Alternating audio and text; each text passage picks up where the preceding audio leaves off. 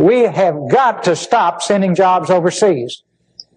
To those of you in the audience who are business people, pretty simple. If you're paying $12, $13, $14 an hour for factory workers, and you can move your factory south of the border, pay $1 an hour for labor, hire a young 25, let's assume you've been in business for a long time, you've got a mature workforce.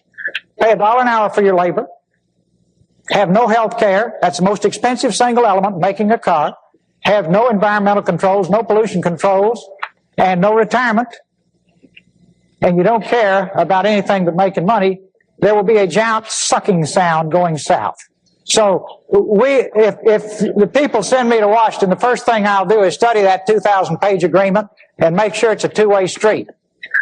One last point here. I decided I was dumb and didn't understand it, so I called a who's who of the folks who've been around it.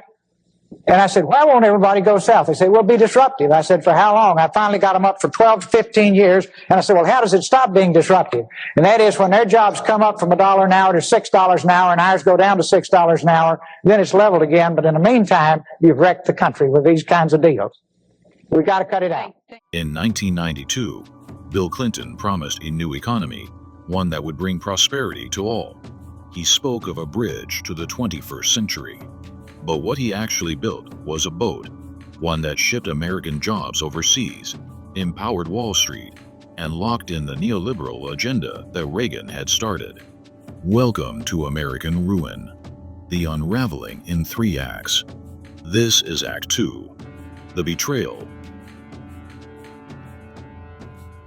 To understand Clinton's abandonment of labor, we have to go back to President Carter. He understood that the New Deal wasn't working, the economy was strangled by inflation, the energy crisis was crippling the country, and the rising conservative movement was preparing to seize power. In response, Carter pivoted away from the old democratic economic model, embracing deregulation and a more corporate-friendly approach. What began as an attempt to save the country from decline became the foundation for the party's betrayal of its working-class roots. The McGovern-Fraser Commission was created after the chaotic 1968 Democratic National Convention to reform the presidential nomination process, making it more transparent and democratic. The commission's changes shifted power away from party bosses and toward primary voters, opening the party to younger, more progressive, and diverse voices. However, these reforms also weakened the traditional Democratic coalition by alienating many working-class and white Southern voters who felt the party was moving too far left. Over time, this shift contributed to a broader political realignment, with many of these disaffected voters moving to the Republican Party. The reforms didn't just reshape the Democrats. Republicans also had to adopt a more primary-driven process, sometimes because state laws required it, further diminishing the control of party leaders. As a result, both parties saw the rise of outsider candidates who often appealed more to ideological primary voters than to the general electorate, making party leadership less able to steer nominations toward broadly electable candidates. As McGovern later reflected, "I opened up the doors of the Democratic Party, and 20 million people walked out." His words highlight the unintended consequences of the reforms. While they expanded participation, they also weakened both parties' ability to maintain stable coalitions and contributed to a more polarized political landscape. When Bill Clinton took office, he was seen as a new kind of Democrat, young, charismatic, and promising change. But what kind of change? For over a decade, Democrats had been losing to Republicans who preached free markets and smaller government. Clinton's solution: if you can't beat them, join them. He adopted the very economic philosophy Reagan had championed: low taxes for corporations, free trade, and deregulation. In 1993, President Bill Clinton signed NAFTA. Drafted by his predecessor H.W. Bush, approved by Congress, and hailed as a breakthrough by some, others warned it would come at a high price. NAFTA was sold as a way to boost the economy. But what it really did was send thousands of manufacturing jobs overseas, as companies realized they could pay workers less in Mexico and still sell their goods in America. But trade wasn't the only way Clinton embraced neoliberalism. He also gave Wall Street exactly what it wanted: deregulation. For decades, banks had been kept in check by laws passed after the Great Depression. But Clinton, along with Republicans in Congress, tore those protections down, allowing commercial banks and investment banks to merge.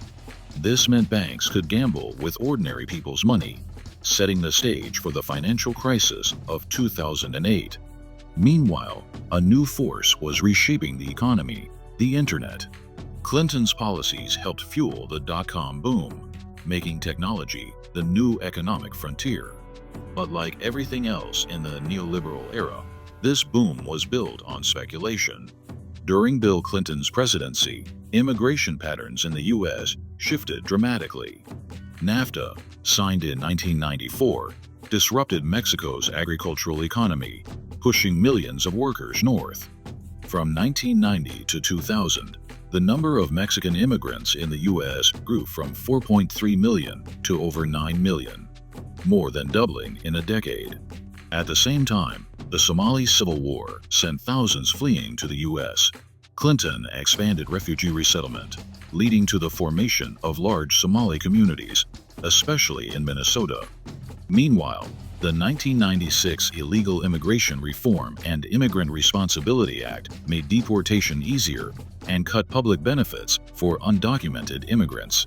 By the end of Clinton's presidency, both legal and undocumented immigration had reached historic highs, setting the stage for today's debates. As tech companies skyrocketed in value, Wall Street cashed in, creating a bubble that would eventually burst. By the time Clinton left office, the economy was teetering. The wealth gap had widened, manufacturing was disappearing, and Wall Street was more powerful than ever. By the 2000s, the neoliberal agenda wasn't just a Republican dream, it was the consensus. Clinton had proven that even Democrats would play by the rules of Wall Street and corporate America. By the time Clinton left office, nearly 1 million jobs had vanished, mostly blue-collar, union jobs that had once formed the backbone of the middle class. And once the floodgates were open, offshoring became the norm. As we will see in the final act, the rebellion, the upheaval of the economic model, would send shockwaves through the political landscape, fueling a populist backlash that challenged the establishment and redefined the nation's trajectory. And at the center of this backlash stood one man, Donald Trump, whose rise would upend the old political order in ways few could have predicted.